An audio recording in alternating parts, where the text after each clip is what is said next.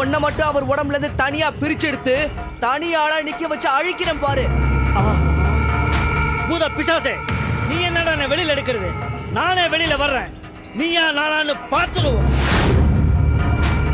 ஆஹா, அட கரும்பு முடிச்ச டங்கினி, அவனே தேடி வந்து அழிக்கிறவன் தனியா போய் மாட்டினேன்னா விடுவானாடா? உனக்கு சங்குதான்டா, சங்குதா.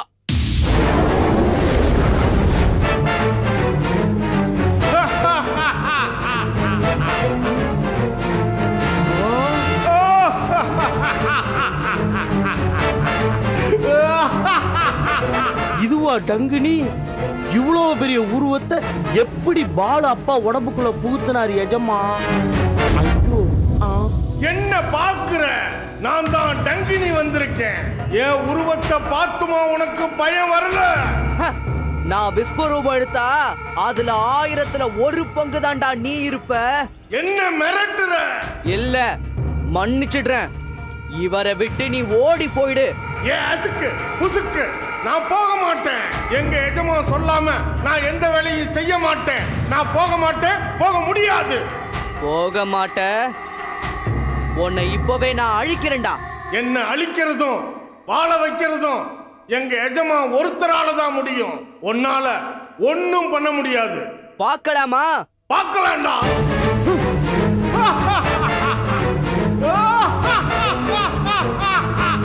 ஓ, இந்த மூசா கண்ணை மூடிட்டு தானே நிக்கிறான். இப்பயாவது அந்த டங்கினி தப்பிச்சு ஓட வேண்டியதானே? பெரிய பருத்தி வீரன் நினைப்பு. அவங்கிட்ட போய் நெஞ்ச நிமித்திக்கிட்டு சிரிச்சுக்கிட்டு இருக்கானே.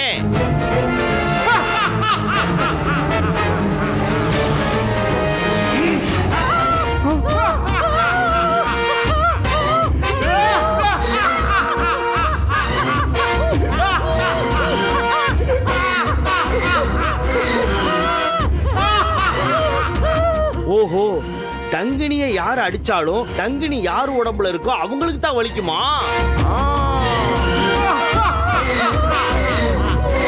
என்னடா பாக்குற? அடி இங்க விழுகுது, வலி அங்க வருதுன்னு பாக்குறியா? இதுதான் எங்க எஜமானோட சூட்சமம். ஏய், நீ இல்ல, உங்க பூதலோகமே சேர்ந்து வந்தாலும் சரி, அவருக்குள்ள இருக்கிற என்ன பிரிக்கவும் முடியாது, அழிக்கவும் முடியாது. எங்க எஜமா ஒருத்தரால தான் முடியும். ஏய் மூசா, நீ விட்ட ஏவல நீயே எடு.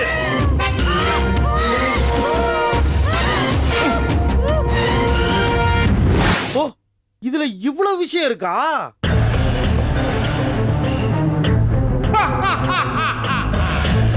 அது வரட்டுமா?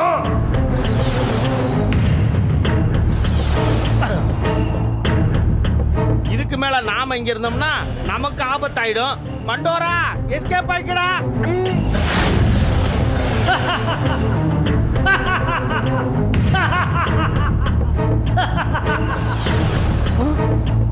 டங்கினிய இவர்கிட்ட இருந்து பிரிச்சு அழிக்கணும்னு பார்த்தோம், முடியலையே. குழந்தைங்க அஸ்திரத்தை வாங்கிட்டு வர்றதுக்குள்ள அவங்க தகப்பனாரை நம்ம குணப்படுத்தி வச்சுக்கிறது தான் அவங்களுக்கு நாம செய்யற நன்றி கடன். அதுக்காக தானே மாமா மூசா போயிருக்கா. அந்த எச்சனிகளை அழிச்சிட்டு வருவான். இதை நாம யோசிச்சு செஞ்சிருந்தா மூசாவுக்கு எவ்வளவு உதவியா இருந்திருக்கும். அப்போ அது தோணலையடாச்சிலா? எப்படி தோணும்? தும்ப விட்டு வாழ பிடிக்கிறது தானே உங்க கதையே.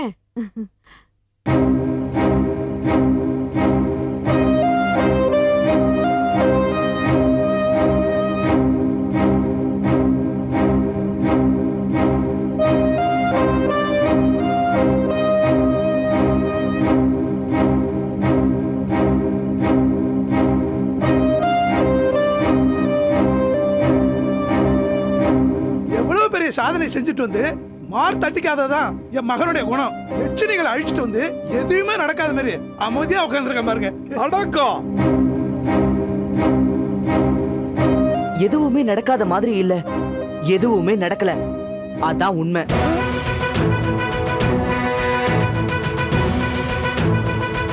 அந்த எச்சனிகள் நாம நினைச்ச மாதிரி இல்ல, ரொம்ப சக்தியோட இருக்குதுங்க. என்னப்பா சொல்ற? நீ எச்சனிகளை அழிக்கலையா? அழிக்க முடியல தாத்தா. முடியலங்கிறத விட இப்ப வேணாமின்னு விட்டுட்டு வந்துட்டேன். ஏன் மூசா, என்ன நடந்துச்சு? எதனால இந்த முடிவு? அந்த தீய சக்திகளை அழிக்கலைனா அவங்க கிருமி ஊசி போடுறதுல இருந்து மனுஷங்களை எப்படி காப்பாத்துறது? அம்மா, நீங்க சொல்ற எல்லா விஷயமும் எனக்கும் தெரியுது. நான் பாலுவோட அப்பாவை சந்திச்சேன். அந்த எச்சனிய அவருக்குள்ள இருந்து வெளியே எடுத்து அழிக்கலான்னு முயற்சி பண்ண போது எனக்கு பயப்படாம தானா வெளியே வந்த அந்த டங்கினி என்ன அழிச்சிட்டு பார்க்கலான்னு சொன்னதும் நான் உடனே கதிரை வீசினேன். என்னோட கதிர்வீச்சுக்கு அலர்னது யார் தெரியுமா? யாரு? பாலுவோடைய அப்பா.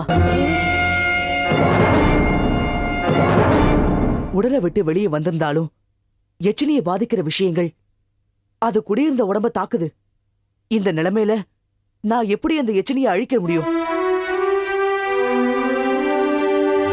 அப்புறம் அவங்களுக்கு ஏதாவது ஒண்ணு ஆச்சுன்னா கௌதம் கௌரி பாலுக்கு என்ன பதில் சொல்றது? சரி, அவங்களே வந்து ஏன் எங்க அப்பாக்களை குணப்படுத்தலன்னு கேட்டா என்ன பதில் சொல்றது? தாத்தா, நான் எச்சனிகளை தற்காலிகமா தான் விட்டு வச்சிருக்கேன். குழந்தைங்க திரும்ப வரதுக்குள்ள எச்சனிகளை அழிக்கிற வழியை கண்டுபிடிச்சு அதுங்களை அழிச்சிருவேன். அது வரைக்கும் அந்த எச்சனிகள் ஊசி போட்டுட்டு தானே பறக்கும். போட விடாம எல்லா ஸ்பெஷல் குரூப் ரத்தம் இருக்கிற மனுஷங்களுக்கு எல்லாம் பாதுகாப்பு கொடுத்துதான் ஆகணும். அப்படி எல்லாரையும் பாதுகாக்கிறது சாத்தியமா மூசா? சாத்தியம் இல்லைன்னாலும் சாதிக்கணும். அதுக்கு நான் இப்போ ஒரு புது திட்டத்தை வகுத்திருக்கேன். முதல்ல அதை செயல்படுத்துறேன்.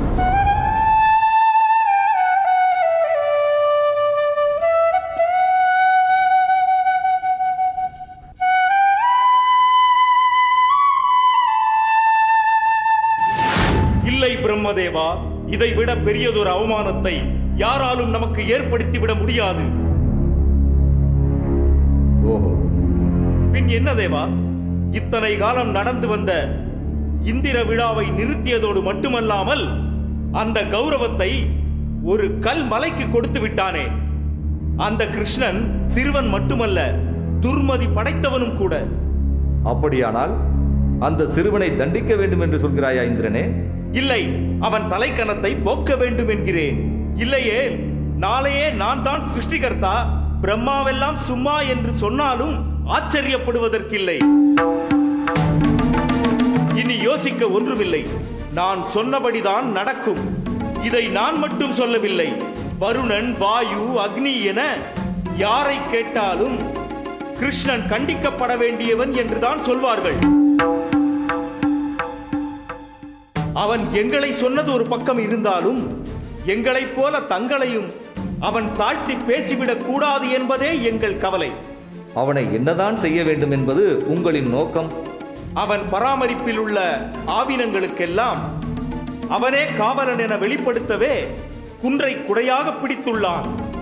ஆனால் அவற்றிற்கான உண்மையான காவலர்கள் பிரம்மதேவரும் மற்ற தேவர்களும் தான் என்பதை அவன் உணரும்படியும் ஆயர்கள் அறியும்படியும் செய்தாக வேண்டும். அதனால் அந்த ஆவினங்களை எல்லாம் மாயையால் கவர்ந்து கொண்டு வந்து பிரம்ம கபால குகையில் சிறை வைக்க வேண்டும்.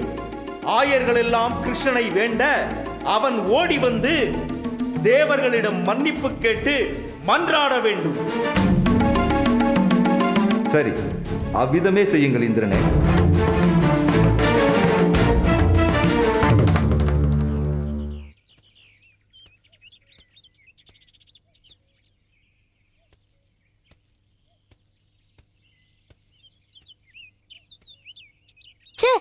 அந்த குண்டனையும் காணும், அவனை தேடி போன கௌரியையும் காணும். நீ தேடினியாடா? ஹலோ, நானும் எல்லா இடத்துலயும் தேடி பார்த்துட்டேன், எங்கேயும் காணும். ஆனா நீ தேட வேண்டிய இடத்துல தேடல. டே கௌதம், நீ பாலுவை பாத்தியா? நான் எல்லா இடத்துலயும் தேடிட்டேன், அவனை எங்கேயுமே காணும். நீயும் தேட வேண்டிய இடத்துல தேடல கௌரி. என்ன சந்தியா சொல்ற? இன்னைக்கு அறுவடை திருநாள்னு ஆயர்பாடி மண்டபத்துல அன்னதானம் பண்றாங்களா? ஆமா கௌரி, நானும் அது கேள்விப்பட்டேன். டேய், சாப்பாட்டுக்கு உனக்கும் சம்பந்தமே இல்ல, நீ பேசாதடா. ஏய், என்ன விட்ட ரொம்ப ஓவரா பேசிட்டு இருக்க. பாலு இல்லாத குறைய தீர்த்து வைக்கிறியா? சரி சரி, அதை விடுங்க. அப்போ பாலு அன்னதானத்துக்கு போயிட்டான்னு சொல்றியா? டெஃபினட்டா பார்ட்டி அங்கதான் இருக்கும். நாம அவனெல்லாம் தேடி டைம் வேஸ்ட் பண்ண வேண்டாம். நாம போய் கிருஷ்ணரை மீட் பண்ணலாமே. ஆமா, சந்தியா சொல்றதுதான் கரெக்ட். அவனை தேடி டைம் எல்லாம் வேஸ்ட் பண்ண வேணாம். நாம போய் கிருஷ்ணரை மீட் பண்ணலாம். வாங்க. வா.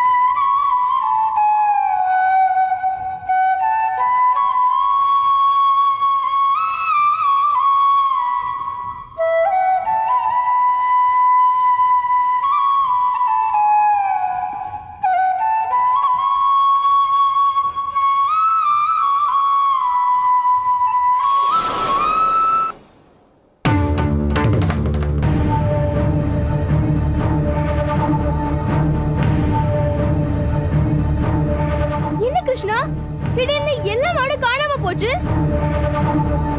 எப்படி கிருஷ்ணா, மாடுகள் எப்படி மாயமா மறையுது? ஆச்சரியமா இருக்கு. ஆச்சரியமா இருக்கா? எனக்கு ஒரே அதிர்ச்சியா இருக்கு.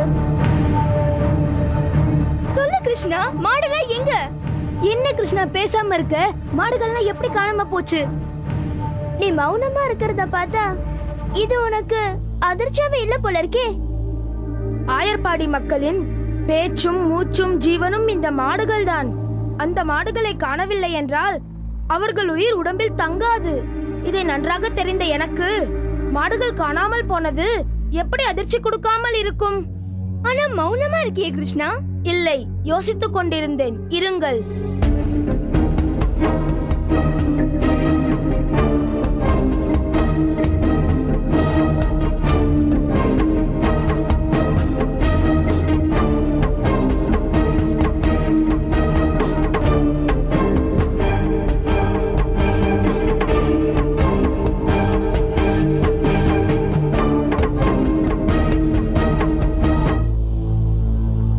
மாடுகள் ஓரிடத்தில் பத்திரமாக இருக்கிறது. பத்திரமா இருக்குதுன்னா எந்த இடத்துல இருக்குது கிருஷ்ணா? பிரம்ம கபாலம் என்ற குகையில் இருக்கிறது. இது எப்படி யாரால் நடந்துச்சு கிருஷ்ணா? இந்திரன் செய்த மாயையால் நடந்தது. இந்திரன் மாயையாலையா? இந்திரன் ஏன் இப்படி செய்யணும் கிருஷ்ணா? இந்திர விழா எடுக்காத கோபம் அவருக்கு. என்ன கிருஷ்ணா சொல்ற? இது எல்லாமே இந்திரனோட வேலையா இருந்திருந்தா அவரால காணாம போன மாடுகள் இந்திரலோகம் தானே போயிருக்கணும். பிரம்ம கபால குகைக்கு போனது எப்படி? பிரம்மதேவரும் இதில் சம்பந்தப்பட்டிருப்பதால் மாடுகள் அவர் குகையான பிரம்ம கபால குகையில் சிறை வைக்கப்பட்டிருக்கிறது. அப்போ உன்னால மாடுகளை மீட்க முடியாதா? மீட்க வேண்டிய அவசியம் இல்லை. சிறிது நாட்களில் மாடுகள் தானாக வந்துவிடும்.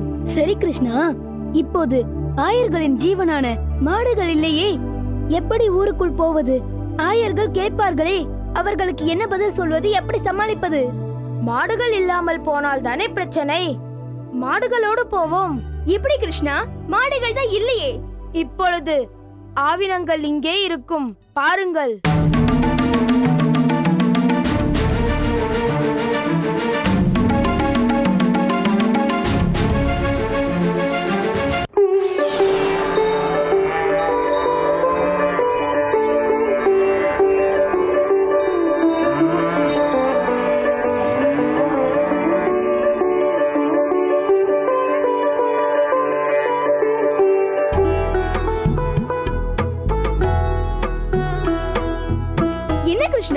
இந்திரனால கடத்தப்பட்ட மாடுகள் இப்ப இங்க மறுபடியும் வந்திருக்கு.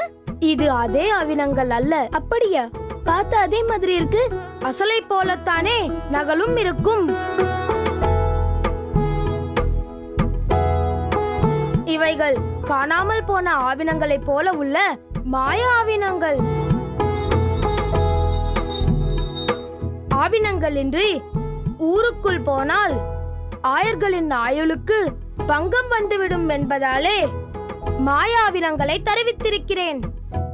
இவைகள் அசல் ஆவினங்களைப் போலவே சிறிது காலம் நடமாடும். இது இந்திரனுக்கு எதிராகவோ பிரம்மதேவருக்கு எதிராகவோ செயல்பட்ட செயல் அல்ல, ஆயர்களின் நலன் கருதி நான் செய்த மாற்று வழி. கிருஷ்ணா, இந்திரனும் பிரம்மதேவரும் உனக்கு எதிராக உனக்கு பழி வரும்படி மாடுகளை கடத்தி கொண்டு போயும் கூட நீ அவர்களின் மனது புண்படாதபடி பேசுவது உன்னுடைய பக்குவப்பட்ட மனதை நல்லா புரிய வைக்குது கிருஷ்ணா. இதெல்லாம் வச்சுதான் எங்க மகாகவி பாரதியார் பகைவனுக்கும் அருள்வாய் நன்னெஞ்சுன்னு பாடியிருப்பாரு போல இருக்கு. ஆமா கிருஷ்ணா, உன்னை எப்படி பாராட்டுறதுனே தெரியல. கை கூப்பி கும்பிடணும் போல இருக்கு. ஆமா கிருஷ்ணா. ஆமாம், பாலு எங்கே? அவன் ஒரு அன்னதான பிரியன். அவன் ஆயர்பாடி மண்டபத்துக்கு அன்னதானத்துக்கு போயிருப்பான் கிருஷ்ணா. ஓ அப்படியா? நீ இதுல இந்த அளவுக்கு ஆச்சரியப்பட வேண்டிய விஷயம் எதுவுமே இல்ல கிருஷ்ணா. சரி வாருங்கள் போவோம்.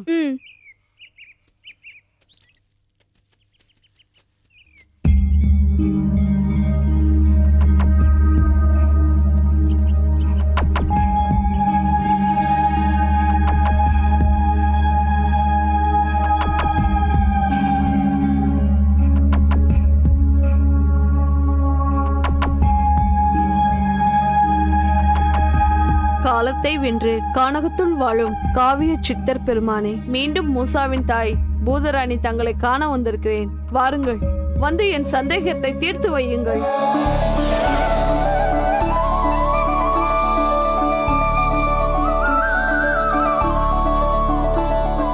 வணங்கியது போதும், வந்த காரணத்தை சொல் பூதராணி. உனது ஐயப்பாடு என்ன? எல்லாம் என் தாய் பாசத்தின் வெளிப்பாடுதான் சித்தரே. அதற்கு கட்டுப்பட்டுத்தானே மூசாவை மாயப்பிடியிலிருந்து அவிழ்த்து விட போய் அசீம் அவனை கடத்தி கொண்டு சென்று விட்டான். அதற்குள்ளாகவா அந்த அல்லலை நீ மறந்து விட்டாய்? இன்னும் மறக்கவில்லை சித்தரே. மீண்டும் மூசாவை எந்த தீய சக்தியும் பிடிக்க கூடாது என்பதற்காகத்தான் தங்களை நாடி வந்தேன். புரியும்படியாக சொல். என் மகன் மூசாவை மறுபடியும் மாயை பிடிக்கும் என்று தெரிந்தோம். அதை பத்தி கொஞ்சமும் கவலைப்படாம, அதுல இருந்து தப்பிக்கிறத பத்தி யோசிக்காம, மத்தவங்களை காப்பாத்துறத பத்தியே கவலைப்பட்டு இருக்கான் சித்தரே. அது அவனது இயல்பு என்பதனை நாம் அறிந்தது தானே. எல்லாருக்கும் அவனோட இயல்பு இயல்பா இருக்கலாம். ஆனா பெத்தவ எனக்கு என் பிள்ளைக்கு வரப்போற ஆபத்து தெரிஞ்சிருந்தோம் எப்படி இயல்பா எடுத்துக்க முடியும்? பெத்த மனசுதான் ஏத்துக்குமா? தவிப்பது தாயின் குணம் என்பதை யானும் அறிவேன். அந்த தவிப்புலதான் நான் உங்களை பார்க்க வந்திருக்கேன். நான் என்ன செய்ய வேண்டும் சொல். என் மகன் மூசாவை மறுபடியும் மாயை பிடிக்காம இருக்க ஏதாவது வழி சொல்லுங்க சித்தரே. அசீம் மாதிரி சாயை நோக்கி தவம் இருந்து மாயை பிடிக்காம இருக்கிறதுக்கு வர வாங்கி தடுக்கலாமா?